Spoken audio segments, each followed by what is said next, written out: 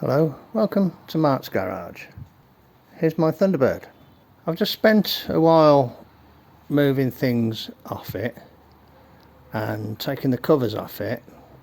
Haven't washed it or cleaned it or anything. You can see where the sheet that I had over the bonnet, well, a curtain actually, didn't cover the front wing there. So that's how much dirt would have been on it if I hadn't covered it up. And likewise on the roof, the sheet that was on the roof only came to there, so you can see where it's dirty. On the other hand, I did find my cap, so that's good. Yeah, so it's looking a bit sorry for itself. It's got a nice old number plate on it, a London number plate from 1957, when it was sold brand new in 57 in London. There was never a right-hand drive option. It was sold brand new, left-hand drive.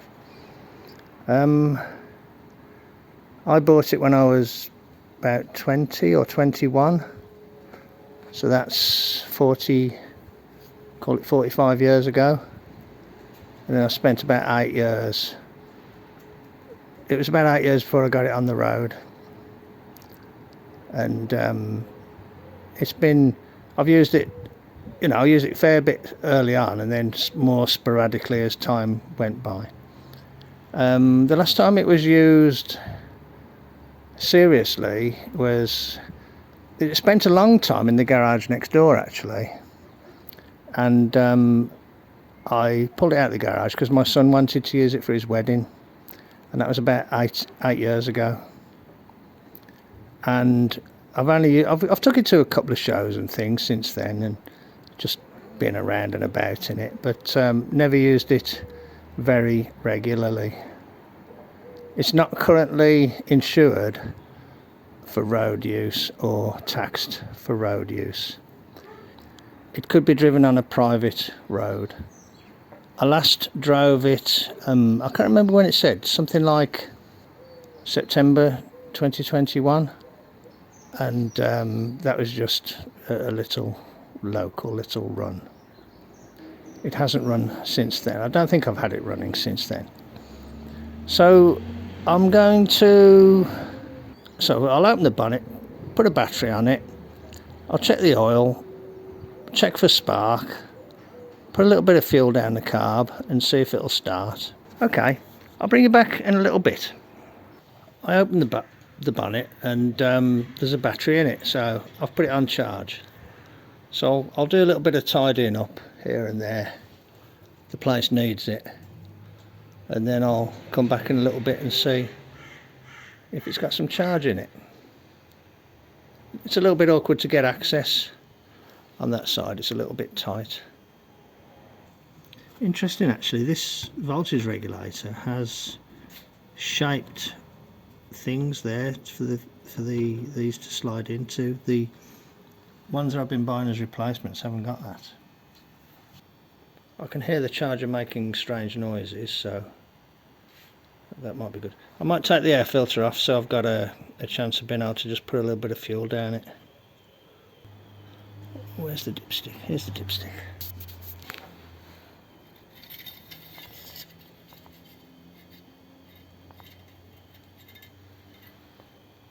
It has oil, so that's good.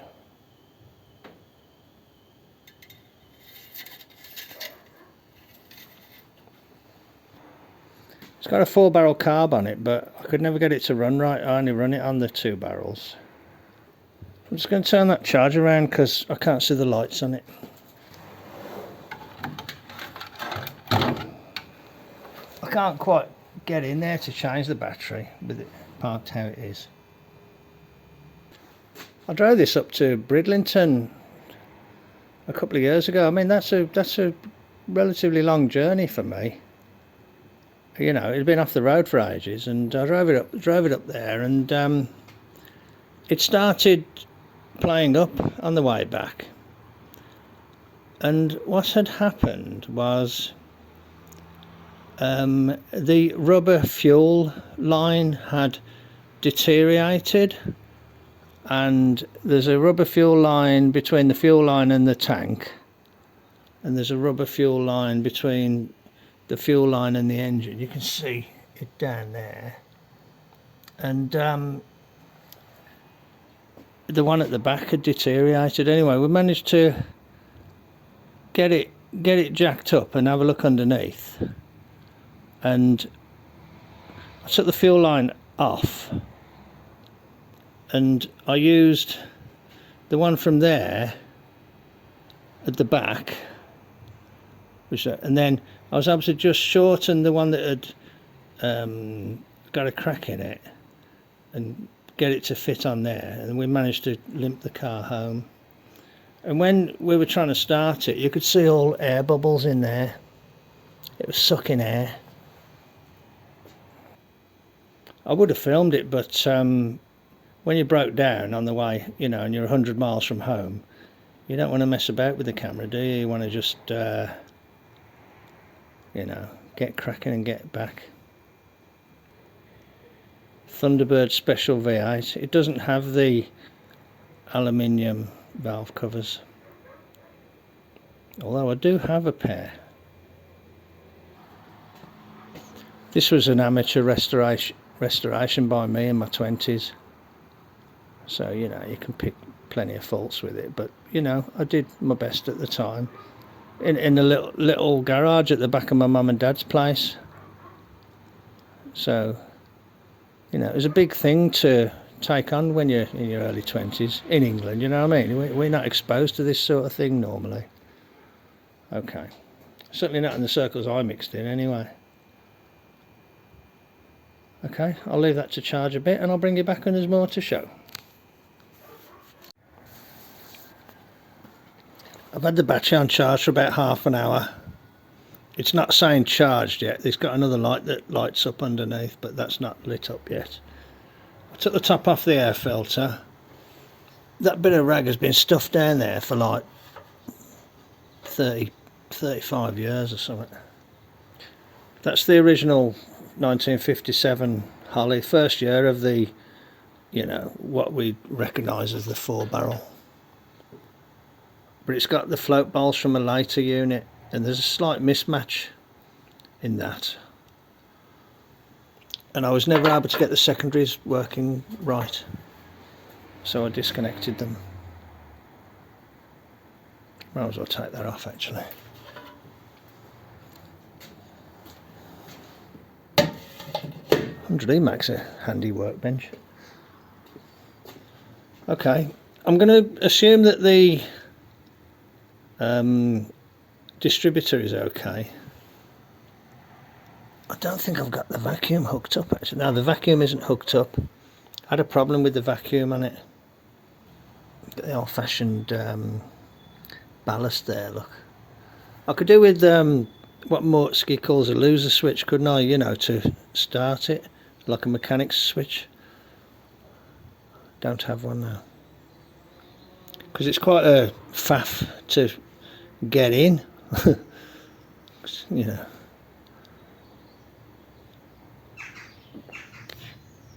I might as well get in and just give it a try.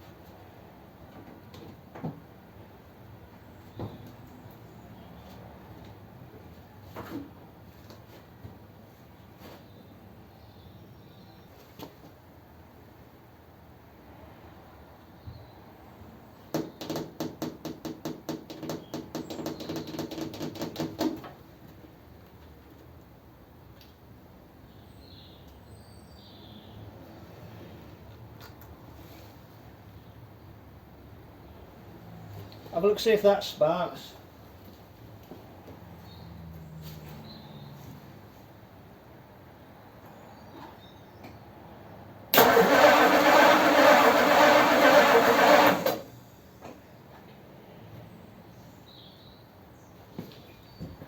Okay, I'm going to have a quick look at the footage.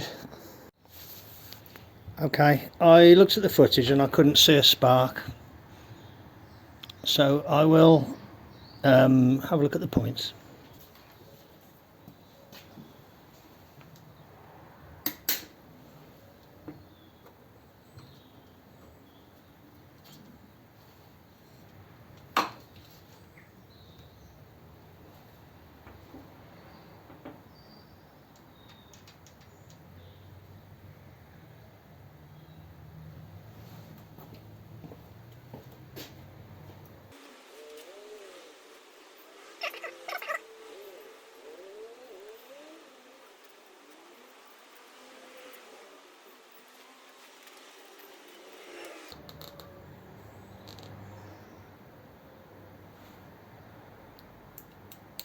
Yeah, that's just about jumping there, but kind of strong spark.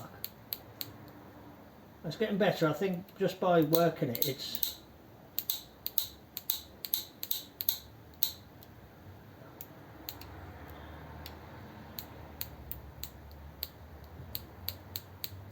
that's a better spark now. I don't know if you can see that. I don't know if I was in the way actually. Sorry about that. I'm flicking the points there and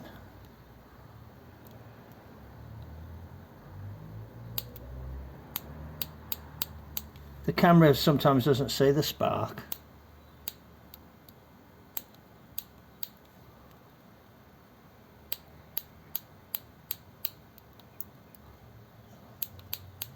But it is sparking every time. But I'll get some wet and dry and just clean the points.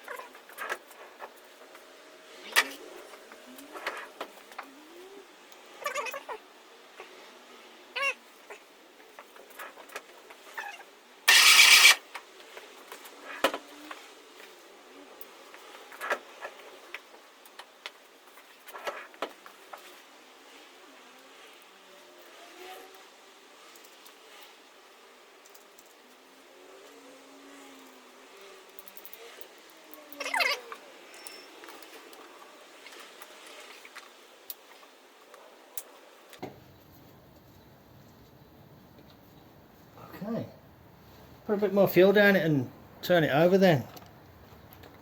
I'll just put that there so you can see the fan. I might put the jump leads on it actually. If it don't go straight away, I'll put the jump leads on it.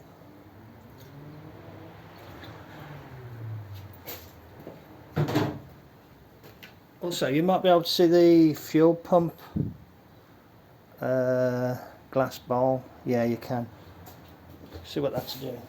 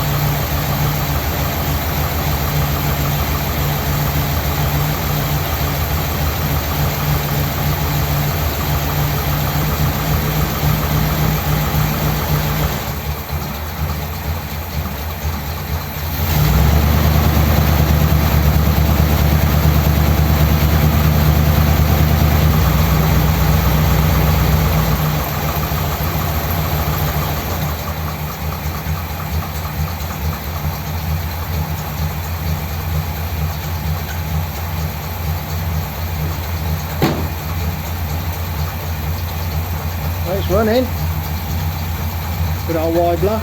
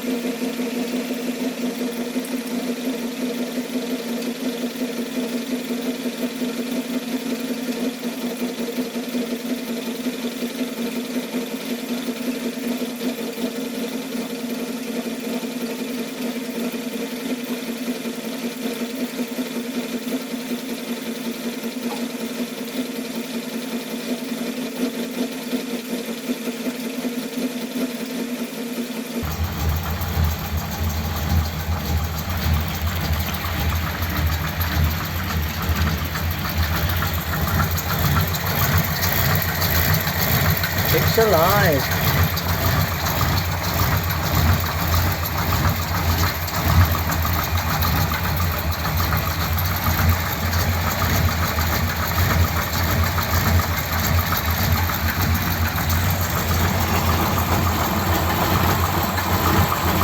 That's my friend there, Hans Peter, and there's his brother Chris. Coy Buddington's gang.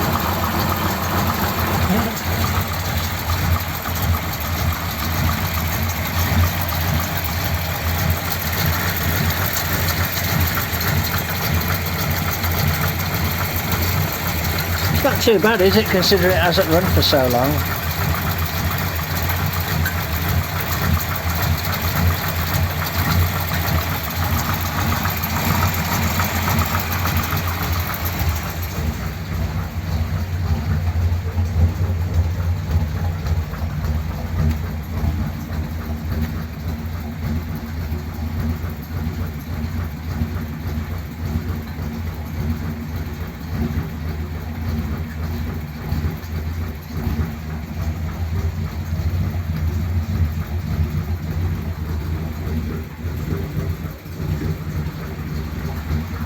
I'll back it out now. I'll back it out, bring it back here, blow the tyres up, and maybe give it a wash.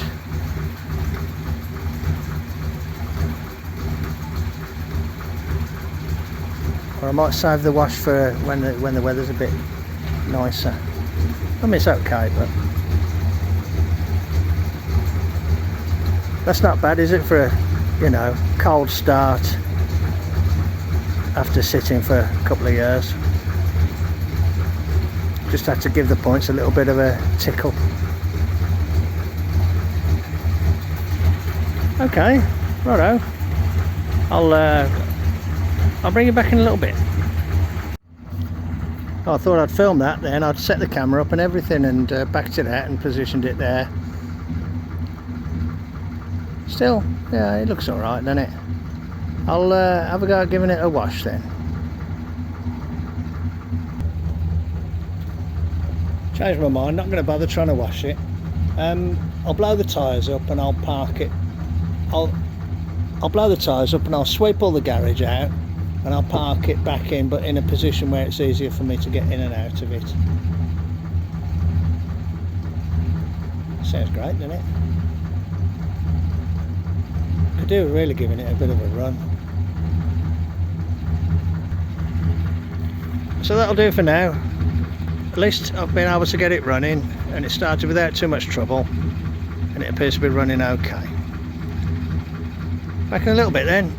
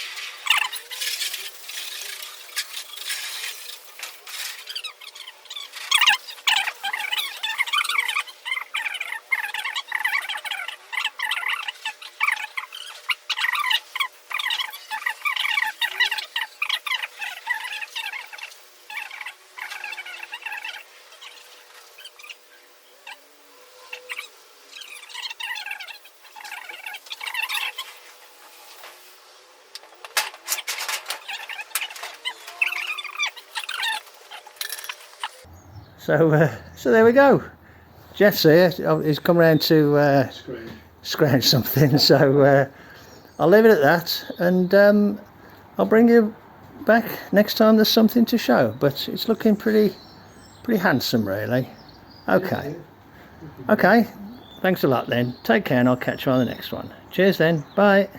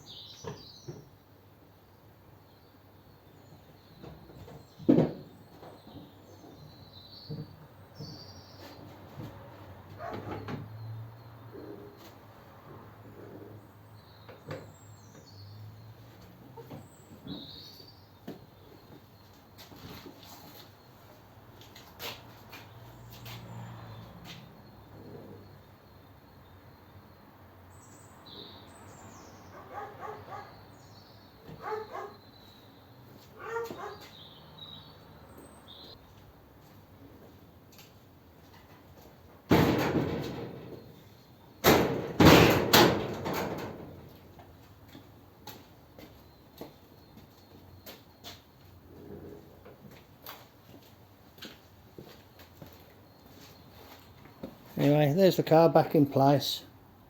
I'll leave the door open, you know, just to vent it out.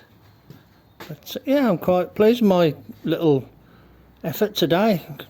Back it out, a quick wash. It doesn't look too bad, to be honest. It looks okay. And it's a nice car. It is a nice car. You know, it ain't the best. Like I said, it was an amateur restoration, you know, nearly getting on for 40 years ago. So, yeah. I have got some aluminium strips, you know, to go in the bottoms of the door, so I'll have a look at fitting those. That might be an idea, mightn't it? I'll have a look, see what it takes to fit those. Maybe, no promises. Okay, right. It's good to have a little, you know, sweep up and a tidy up and just move the wheels, you know.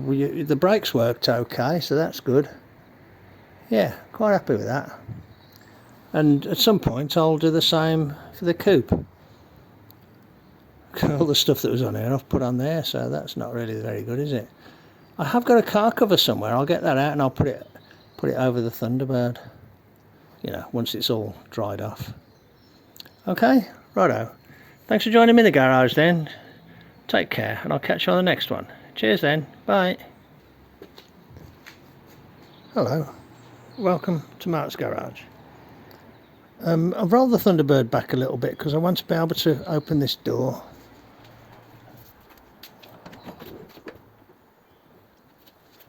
One of the things that this car has never had fitted in my ownership, well, other than when I first bought it, was the aluminium strips that go here.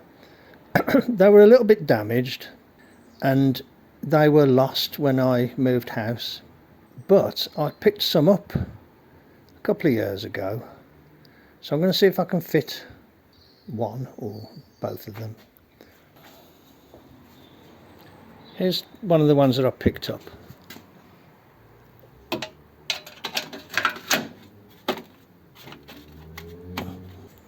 It kind of needs holding down with screws.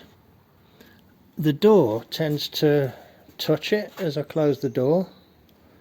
So what I thought I would do is put a screw there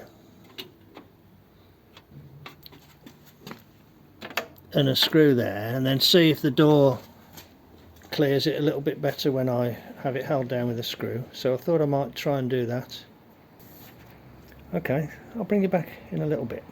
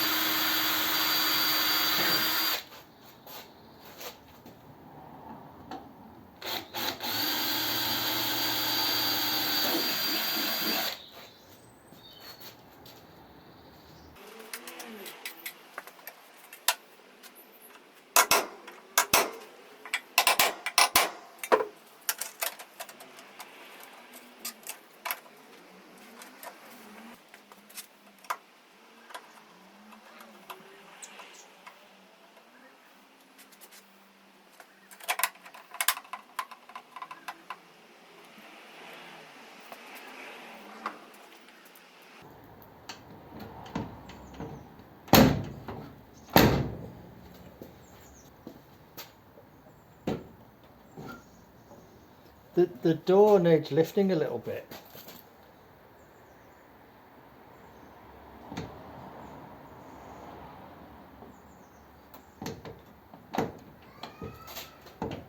Does seems to fit though, I think. When I hit it with this, I think I made the hole slightly too big, so I'll do the others without giving it that secondary hit.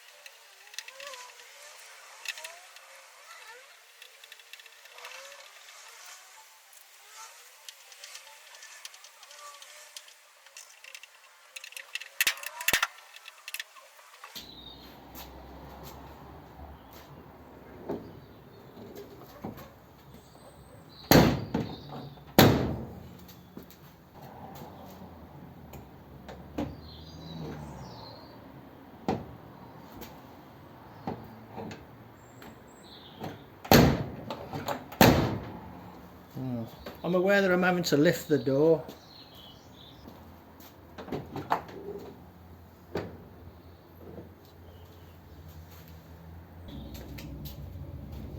Just want to make sure that none of it is sort of lifted up.